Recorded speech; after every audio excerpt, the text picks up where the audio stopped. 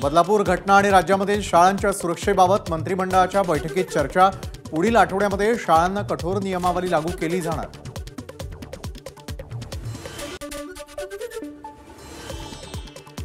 राज्य सरकारी कर्मचाऱ्यांना केंद्राप्रमाणे सुधारित राष्ट्रीय निवृत्तीवेतन योजना लागू। मार्च 2024 पासून अंमलबजावणी होणार। मंत्रिमंडळाच्या बैठकीत निर्णय।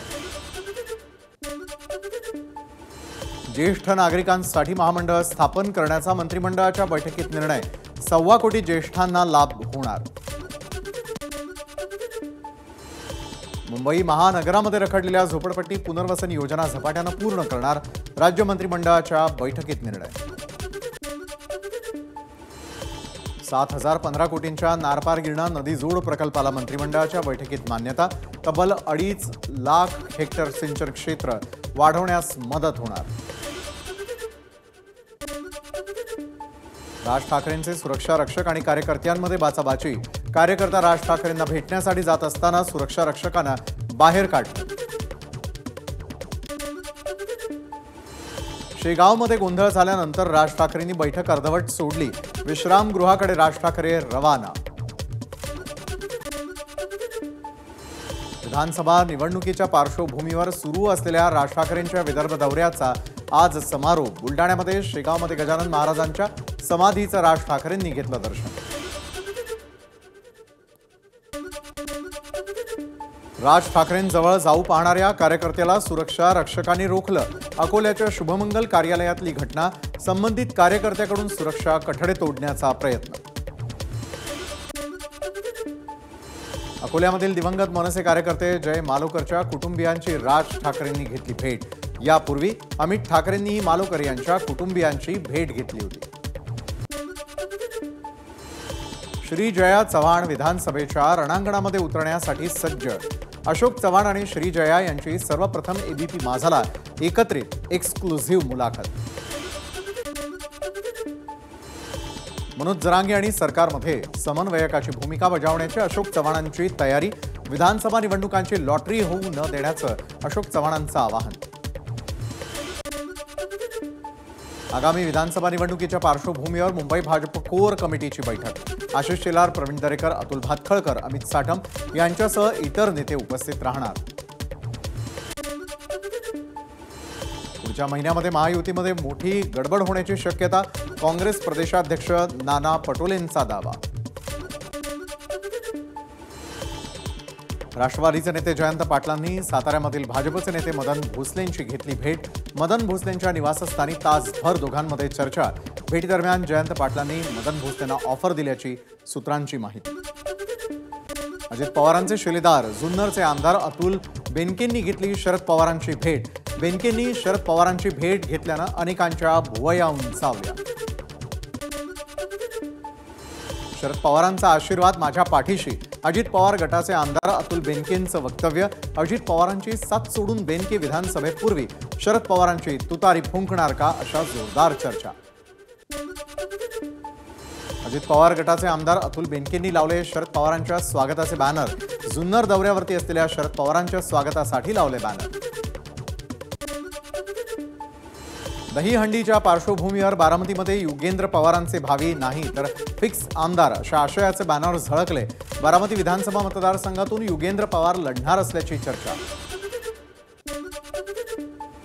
मनसे कार्यकर्ते आणि अमोल मिटकरी यांच्यामध्ये झालेल्या राड्याचे सूत्रधार कर्णबाळा दुनबळे अकोल्यामध्ये मर्यादेच्या पलीकडे टीका करणाऱ्यांना तसंच उत्तर देऊ, दुनबळेंचा पुन्हा इशारा। महिलांना रिव्हॉल्वर बाळगण्याची परवानगी द्यावी। 2 ते 3 लोक मेले तरी चालतील पण चुकीचा माणूस वाचू नये। शिवसेनेच्या नानकराम नेभनानींचं हिंदू समर्थन मोर्चात वक्तव्य। जळगावमध्ये पंतप्रधान मोदींच्या हस्ते लखपती दिदी योजनेचा शुभारंभ। 11 लाख लखपती दिदींना प्रमाणपत्राचं वितरण। यावेळी मुख्यमंत्री उपमुख्यमंत्र्यांचीही उपस्थिती। मागच्या सरकारचे 7 दशक आणि मोदी सरकारची 10 वर्ष। तराजू तोला। स्वातंत्र्यानंतर मोदी सरकार इतकं काम इतर कुणी केलं नाही, पंतप्रधान मोदींचा दावा। महिलांसाठी कठोर कायदे केले जात आहेत। एफआयआर दाखल करताना येणाऱ्या अडचणी न्याय संहितेतून आम्ही दूर केल्या। एफआयआर सुरू केल्यानं आता जलद प्रतिसाद मिळेल, पंतप्रधानांचं वक्तव्य। पोलीस स्टेशनला गेल्यावरती तब्बल 12 तासांनंतर बदलापूरच्या पीडितेचं मेडिकल. दुपारी पोलीस स्टेशनमध्ये गेलेल्या पालकांना पीडितेसह रात्री 12 नंतर मेडिकलसाठी नेण्यात आल्याची पालकांची माझाला माहिती. बदलापूर प्रकरणामध्ये दुपारी पोलीस स्टेशनला गेलेल्या पीडितेच्या कुटुंबियांचं रात्री 2:30 वाजता स्टेटमेंट लिहून घेण्यात आलं. रात्रभर हॉस्पिटल बाहेरच्या पोलीस चौकीमध्ये तात्काळ ठेवलं. पालकांची एबीपी माझाला माहिती. आरोपीला कठोरात कठोर शिक्षा द्या. शाळेमधील सगळ्या मुलींची मेडिकल टेस्ट करा. बदलापुरातील पीडितांच्या पालकांची मागणी. आरोपीला कठोर शिक्षा द्यावी. बदलापूरच्या पीडितांच्या पालकांची मागणी. तर पाठिंबा देणाऱ्या बदलापूरकरांचे तसेच मनसेचे कुटुंबियांनी मानले आभार. पोलीस फक्त सरकारच्या इशाऱ्यावरती काम करतात असं नसतं, तर आतापर्यंत शाळा प्रशासनावर कारवाई झाली असती. बदलापूर घटनेवरून जयंत पाटलांचा सरकारवर हल्लाबोल. पालकांच्या सूचना सकारात्मक पद्धतीने घ्यायला हव्यात. सरकारनं एक नियमावली करायला हवी जेणेकरून अशा घटना घडणार नाही. बदलापूर घटनेवरती भाजपचे आमदार प्रवीण दरेकरांची प्रतिक्रिया. पुरुषांची विकृती आणि मानसिकता कशी बदलायची, विद्यार्थिनींच्या प्रश्नावरती शरद पवारांनी व्यक्त केली खंत. तर पवारांनी तरुणींना न घाबरण्याचा दिला सल्ला.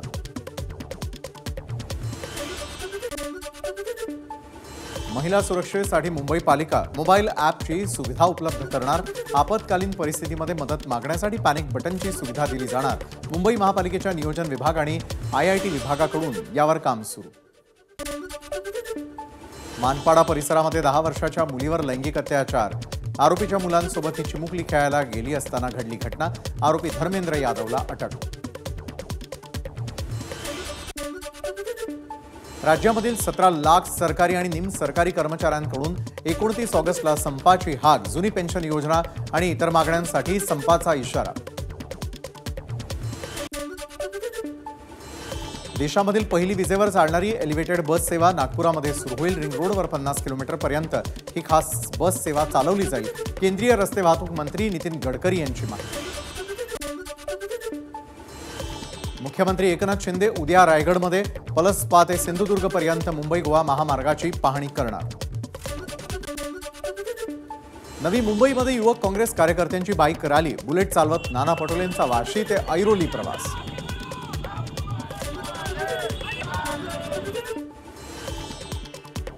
अहमदनगरच्या ऊर्जा गुरुकुल शाळेकडून विद्यार्थ्यांसाठी अनोखी सहल. पुण्यामधील राजहंस पुस्तक पेठ या पुस्तकांच्या दुकानाची घडवली सफर. मुलांमध्ये पुस्तकाची आवड निर्माण व्हावी यासाठी राबवला उपक्रम. भाईंदरच्या उत्तनमध्ये मच्छीमारांची बोट बंद पडली. बोटीमधील 17 जण समुद्रात अडकले.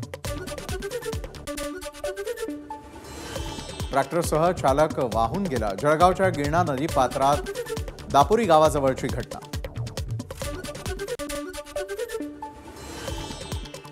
नाशिकच्या गोदावरी नदीला पूर. दुतोंड्या मारुतीच्या छातीपर्यंत पाणी. गंगापूर धरणामधून 8000 क्युसेकनं विसर्ग सुरू. गोदाकाठी राहणाऱ्या नागरिकांना सतर्कतेचा इशारा. नाशिकमध्ये सुरू असलेल्या संततधार पावसामुळे सोमेश्वर धबधबा प्रवाहित. पाणी वाढण्याची शक्यता असताना पर्यटकांना पाण्याकडे जाण्यास मज्जाव. पोलीस आणि गृहरक्षक दलाचे जवान तैनात. गेल्या 24 तासांपासून सुरू असलेल्या पावसामुळे नंदुरबारच्या नवापूर तालुक्यातील नेसू नदीला पूर. पुराच्या पाण्यातून पाईप आले वाहून. पाईप घेण्यासाठी नागरिकांची धावपळ. नाशिकच्या निफाडमधील नांदूर मध्यमेश्वर धरणामधून 52,308 क्युसेक पाण्याचा विसर्ग. नदीकाठच्या गावांना सतर्कतेचा इशारा. भात नदीला आलेल्या पुरामुळे फरशी पूल पाण्याखाली. 7 ते 8 गावांचा संपर्क तुटला. नंदुरबार जिल्ह्यामधील अनेक भागात मुसळधार पाऊस. बहुतांश नद्यांच्या पातळीमध्ये वाढ. शहादा तालुक्यामधील गोमाई नदीला 5 वर्षांनंतर पहिल्यांदाच पूर. खडकवासला धरणामधून मुठा नदी पात्रामध्ये 26,000 क्युसेकनं पाण्याचा विसर्ग. गरज पडल्यास विसर्ग पुन्हा वाढवण्यात येणार. नागरिकांना सतर्कतेचा इशारा. जोरदार पावसामुळे भामा नदीला पूर. खेड तालुक्यातल्या काळूस भोसे रस्त्यावरचा पूल पाण्याखाली. अनेक गावांचा संपर्क तुटला. नदीकाठच्या गावांना सतर्कतेचा इशारा. पालघर जिल्ह्यामध्ये पहाटेपासून मुसळधार पाऊस. सुरू असलेल्या पावसामुळे जिल्ह्यातील सगळी धरणं ओव्हरफ्लो. कल्याण डोंबिवली परिसरामध्ये कालपासून पावसाची रिपरिप. आज कल्याण डोंबिवलीमध्ये पावसाचा जोर वाढला. वाशिममध्ये गेल्या 3 दिवसांपासून सुरू असलेल्या जोरदार पावसामुळे आडोळ प्रकल्प तुडुंब, अनेक गावांच्या सिंचनाचा आणि पिण्याच्या पाण्याचा प्रश्न सुटल्यानं शेतकरी समाधानी. भंडाऱ्यामध्ये वैनगंगा नदीला आलेल्या पुरामध्ये 15 म्हशी गेल्या वाहून. पशुपालकाचं लाखो रुपयांचं आर्थिक नुकसान. वैनगंगा नदीच्या मधोमध असलेल्या बेटावरील घटना.